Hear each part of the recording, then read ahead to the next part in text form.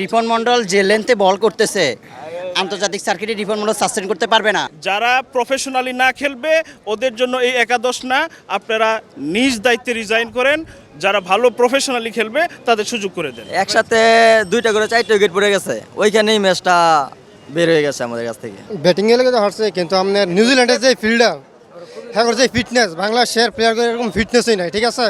আর হ্যাঁ কিন্তু এমেজই নাই খেলার মাঝে, বল করার মাঝে গতিই নাই। যে রান আপ আছে হ্যাঁ যে ফিটনেসটা, এরকম কিন্তু ফিটনেস নেই বাংলাদেশের। তারা বলিটা বাজে খেলছে আর বলিটাও তো নিতে পারে না। আপনার কাছে কি মনে হয় কেন হেরেছে? কেন বাজে ফিল্ডিং, তারপরে হচ্ছে আপনার ক্যাপ্টেন্সি একদমই ভালো হয় না। আজকে খেলা ক্যাপ্টেন্সি একদমই ভালো হয় না। একসাথে 2টা করে 4টা উইকেট পড়ে গেছে, ওইখানেই ম্যাচটা বের হয়ে গেছে আমাদের কাছ থেকে। ব্যাটাররা একটু দায়িত্ব নিতে পারবে। ব্যাটাররা একটু দায়িত্ব নিলে একটু ভালো হইতো। 120+ রান হলে আমরা চেস করতে পারতো না। আমাদের বলারটা মানে শরীফুল ভালো বল করছিল প্রথম দিকে, ওর বলটা একটু ভালো হইতো। এখন কপালে নাই, কি করা যাবে। আপনার আচ্ছা, আমার কাছে মনে হয়েছে যে আসলে বাংলাদেশ যে প্রফেশনাল খেলাটা সেটা আজকে খেলে নাই। আমরা সেই কিশোরগঞ্জ থেকে আমি আসছি বৃষ্টিতে ভিজে। এরা প্রথম ম্যাচ খেলা জেতার পরে ওরা নিজেদের অনেক আত্মবিশ্বাস মনে করছিল, প্রতিপক্ষকে দুর্বল ভাবছিল। আজকে বিশ্বমানের দুইজন বলার নাই, নাহিদ রানা এবং মুস্তাফিজুর রহমান। ওরা থাকলে আসলে আজকে ম্যাচটা ম্যাচটা আসলে আমরা জিততেও পারতাম। কিন্তু যারা সুযোগ পেয়েছে এবং প্রত্যেকটা প্লেয়ারের মুভমেন্ট আপনি দেখবেন একদম মানে আমরা যেন ইচ্ছে করে হেরে যাওয়ার জন্য মাঠে নেমেছি। হ্যাঁ, আসলে আমরা এত দূর থেকে কষ্ট করে আসছি, ওরা যদি ওদের বেস্ট ট্রাই করে, ওরা ওদের সর্বোচ্চটা দিয়ে চেষ্টা করে রুখে দাঁড়িয়ে যদি হেরে যেত, কোনো অভিযোগ নাই, যেহেতু খেলাতে হার জিত থাকবেই। কিন্তু ওরা একদম মানে মনে হয় যে আমরা হেরে যাওয়ার জন্য খেলেছি। হ্যাঁ, একদম মানে মানে ওদের বডি ল্যাঙ্গুয়েজ বলেন, ওদের মাইন্ডসেট বলেন, কোনোটাই খেলা জেতার কোনো পরিবেশ ছিল না। হ্যাঁ, এখন আমরা এত দূর থেকে কষ্ট করে আসি, আমরা রিকোয়েস্ট যারা প্রফেশনালি না খেলবে ওদের জন্য এই একাদশ না, আপনারা নিজ দায়িত্বে রিজাইন করেন। যারা ভালো প্রফেশনালি খেলবে তাদের সুযোগ করে দেন। আপনার কাছে কি মনে হয়? আসলে হচ্ছে অ্যাকচুয়ালি রিপন মন্ডল যে লেন্থে বল করতেছে আন্তর্জাতিক সার্কিটে রিপন মন্ডল সাস্টেন করতে পারবে না। উনি বাংলাদেশের সার্কিটে যে প্লেয়াররা আছে তারা ধরেন যে 5.5 ফিট বা 5 ফিট 7-8, কিন্তু নিউজিল্যান্ডের প্লেয়ারগুলো বা টপ লেভেলে যখন যাবেন তারা 6 ফিট প্লাস। উনি বল করতেছে এই লেন্থে চলগুলো সবগুলো শর্ট করবে, ক্লিক করবে। এভাবে রিপন মন্ডল সাস্টেন করতে পারবে না। আমরা রিপন মন্ডল থেকে যে এক্সপেকটেশন নিয়ে জাতীয় দলে আসছে, পারবে না, নাথিং। আর বাংলাদেশের মানে কনসিস্টেন্সি বলতে কিছুই নাই আজকে থেকে না, আমি 2008 সাল থেকে খেলা দেখি।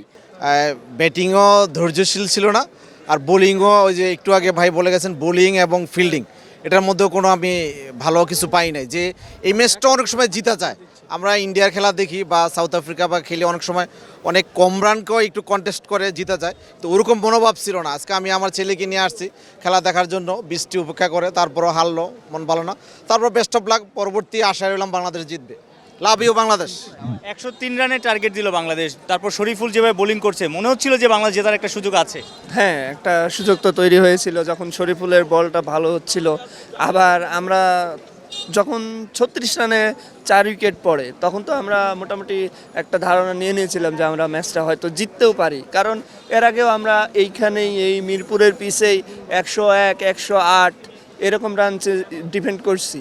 অস্ট্রেলিয়ার সাথেও সিরিজ জিতছি এর আগে, আমার মনে আছে, খেলা দেখছিলাম তখন। তো আমরা তখন মনে হয়েছিল যে হয়তো বা ম্যাচের টার্নিং পয়েন্ট এটা হইতে পারে, কারণ বৃষ্টি ভেজা মাঠ ছিল, পিচ ছিল, বাংলাদেশ লাস্টের দিকে রান পাচ্ছিল না। ওই ইফেক্ট কিছুটা ওই 6 ওভার পর্যন্তই ছিল। তারপরে শরীফুলেরই আপনার 3য় ওভার যদি দেখেন 15 রান গেল, তখন থেকে এই ম্যাচটা আসলে ছুটে গেছে। আপনার কাছে কি মনে হয়?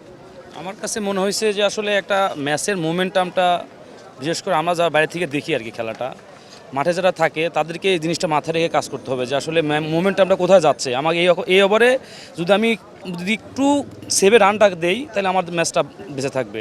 যখন শরীফুল হাসান ইসলাম যখন আপনি রানটা 15 রান দিল, তখন দেখবেন কি ম্যাচের কিন্তু আসলে টার্নিং টাইম, কিন্তু আমাদের কিন্তু পুঁজি কিন্তু অল্প, 103 রান। ওই জায়গা থেকে আপনার ম্যাচের টার্মটা কিন্তু আমাদের ঘুরে গেছে। আমি চাচ্ছিলাম যে অথবা মিডিল অর্ডারে যখন যে বলারে আসুক, স্পিনারদের কাছ থেকে আরো একটু ভালো কিছু আসে। স্পিনারদের কাছ থেকে আরও কিছু ভালো আশা করা দরকার ছিল।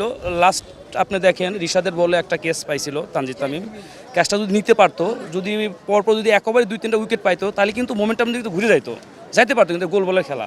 তো আমি চাচ্ছি যে এই মাথায় রেখে আপনি পেস হোক আর স্পিন বল হোক, সবসময় ক্রিকেট বলের খেলা যে কোনো কিছু হয়ে যেতে পারে। তো আমি চাচ্ছি যে এই যখনই যে বল করতে আসুক মাথায় রেখে বল করে, এটাই আর কি। হ্যাঁ।